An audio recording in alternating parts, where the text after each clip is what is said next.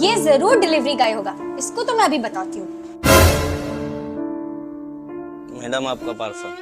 भाई ये कोई टाइम है आने का? इफ्तारी के लिए सारा सामान मंगवाया था, बच्चों ने सारी इफ्तारी कर ली, ले जाओ वापस। मैडम बहुत ट्रैफिक था, आप मेरी मजबूरी समझें। तो हम क्या करें, हमने इफ्तारी कर ली है, ले जाओ। मैडम ये वापसी किया तो मेरी तनख्वाह से कट जाएगा, मेरी नौकरी का सवाल है। अरे तुम टेंशन नहीं लो, मुझे पता है ऐसे लोगों का क्या इलाज होता है। मेरे साथ अंदर चलो, आ रहे जरा, चलो।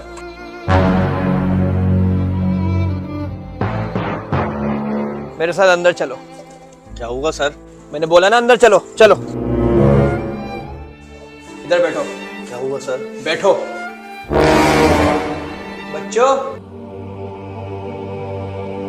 पहले एक काम करें, आप अफ्तारी करें, क्योंकि आपका भी रोजा होगा, रास्ते में आपने खोला तो नहीं होगा, तो पहले आप अफ्तारी करेंगे फिर बात करेंगे। चलिए।